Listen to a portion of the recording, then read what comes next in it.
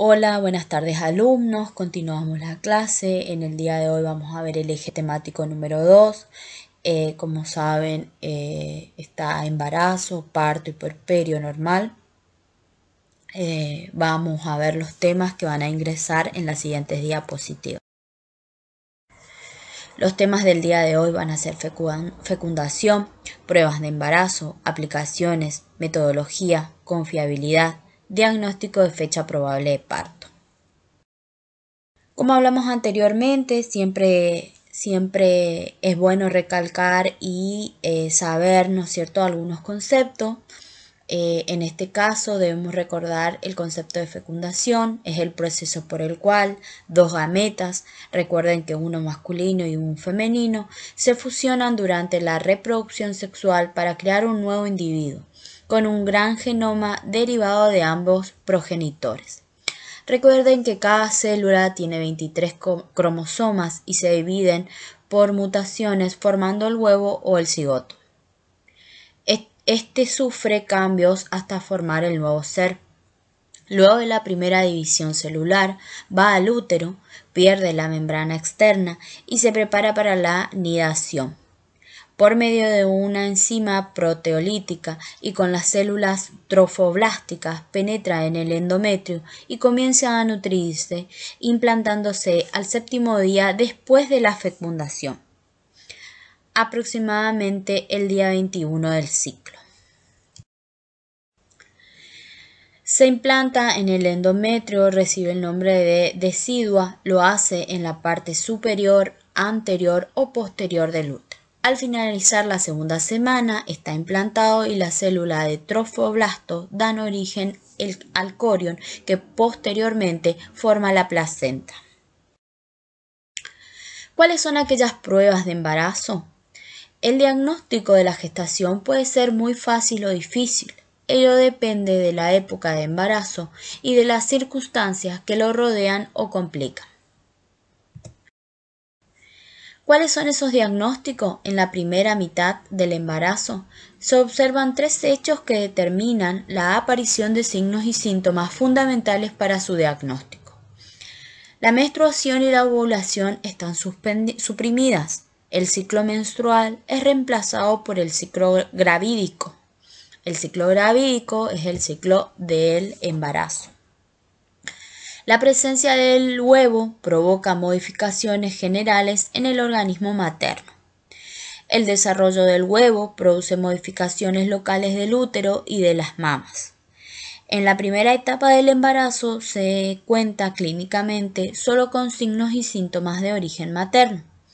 Ya generales, signos de presunción, ya locales, signos de probabilidad.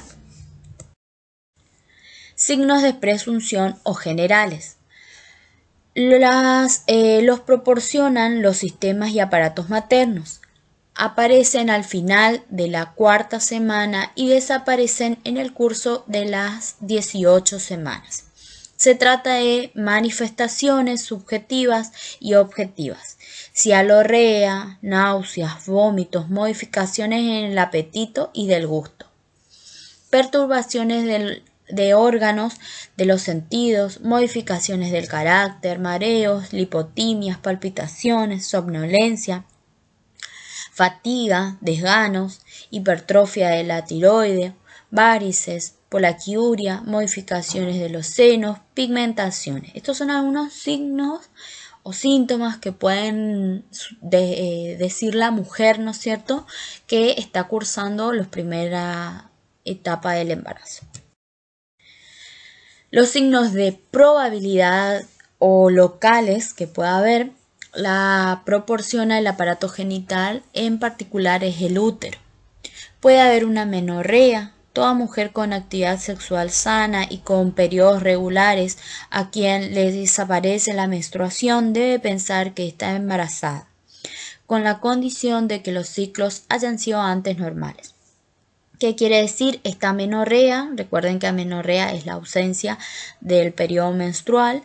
Esta amenorrea se puede considerar signo de embarazo en aquellas mujeres que tienen ciclos regulares, no así en aquellas irregulares, porque pueden ser esos ciclos o esa amenorrea, digamos, puede ser producto de otras patologías, ya sea en el caso de ser un cáncer de ovario, cáncer de útero, ¿no es cierto? Así que primero debemos corroborar que la mujer tenga periodos menstruales regulares. Cuando insisten pérdidas sanguíneas, no hay que descartar el embarazo, amenaza de aborto, mola, cáncer de cuello o endometriosis. También pueden haber signos de vulvovaginales, la vulva, la vagina y hasta el cervix cambian de color, poniéndose violáceos, sobre todo la mucosa del vestíbulo vulvar en la proximidad del meato. También podemos ver signos uterinos, el tracto por vía vaginal, cambiando con la palpación externa, permite recoger los signos más seguros. Debe practicarse con la vejiga vacía y buena relajación de la pared abdominal. Las pruebas de los estrógenos, ¿no es cierto?, y progesterona, las pruebas de laboratorio y ecografía también son son los más fidedignos para detectar el periodo de un embarazo. La temperatura bucal de 37 grados o más, la falta de cristalización, arborización o test de las hojas de helecho del moco cervical, la escasa eosinofilia y la acentuada cianofilia y la presencia de células naviculares en el colpocitograma y urocitograma son signos positivos de embarazo.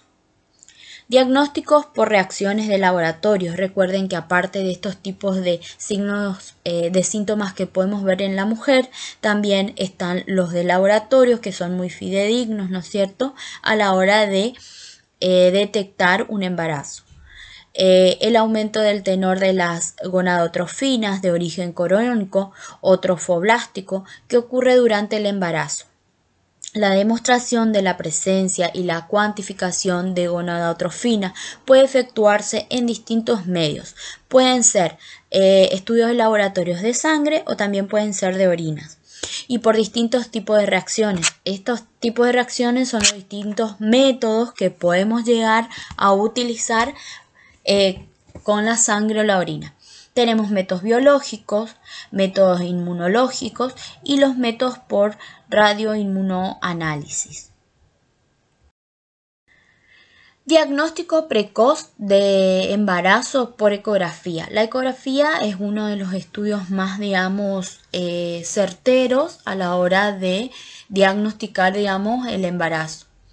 La ecografía transabdominal permite diagnosticar el embarazo alrededor de la quinta y sexta semana a partir de la fecha de la última menstruación, o sea, a los 20 días de la concepción, mediante la visualización del denominado saco gestacional rodeado por el trofoblasto o corión velloso.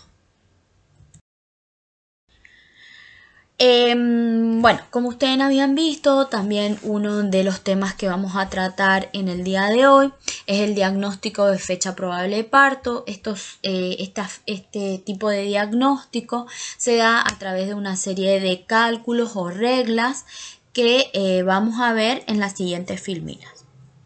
Se considera como la duración normal del embarazo al periodo que transcurre desde el primer día de la última menstruación hasta la expulsión del feto normalmente desarrollado. Este periodo en promedio es de 280 días aproximadamente, muchas veces suelen durar un poco menos, después del primer día de la última menstruación, o sea, son 40 semanas completas. A veces llegan a las 40 semanas, muchas veces llegan a las 39 o a las 38. A partir de la última menstruación se puede calcular la fecha probable de parto por alguna de las siguientes métodos. Entre ellas tenemos la regla de Pinard, la regla de Nagel, la regla de Wohl y el uso de calendario. A la regla de Pinard, al día que terminó la menstruación se le agrega 10 días y se le va a retroceder 3 meses. A continuación van a ver el ejemplo que dice FUM, que se llama fecha de última menstruación, que sería el último día que la paciente haya menstruado. En este caso pusimos el 14 del 12 del 09 y sacamos su fecha probable de parto, que sería para el día 14 del 09 del 10. Fíjense que a esos 14 días le sumamos 10 y a los 12 retrocedimos 3 meses. Luego se encuentra la regla de Nägel. En la regla de Nägel, al primer día de la última menstruación se le van a agregar 7 y se le van a retroceder 3 meses. A diferencia de la anterior, en este solamente se va a tomar 7 días. Fíjense en el ejemplo donde dice fecha de última menstruación, tenemos el 10 del 09 y la fecha probable de parto, tenemos el 17 del 06 del 10. A esos 10 se le agregan 7 y se le van a retroceder al 9 3 meses. Luego tenemos la regla de Wohl. Al primer día de la última menstruación se le van a agregar 10 y se retroceden 3 meses. Este tipo de regla es la más utilizada, ¿no es cierto? Y fíjense que la fecha de la última menstruación pusimos como día el 20, le vamos a agregar 10 días, que sería el día 30. En el mes 6 le vamos a retroceder 3, sería del mes 3. Y del año del 2010, ¿no es cierto? Va a ser su fecha probable de parto. También a su vez tenemos el uso del calendario. En el uso del calendario, especialmente diseñadas en los que tras fijar la fecha de la última menstruación, se marca la fecha probable de parto con una diferencia de 280 días entre ambas. El diagnóstico de la fecha probable de parto, calculada a partir de la amenorrea, es aproximado y presenta una variabilidad de más o menos 2 semanas. O sea que hay que restarle, digamos, o sumarle 2 semanas. A continuación van a ver un video en donde resume todo lo que es la parte de fecundación, ya que es un tema bastante largo. A su vez van a encontrar más ampliado y detallado en la parte del libro de Schwartz, en el capítulo número 2, ¿no es cierto? En donde está detallada la parte de la fecundación.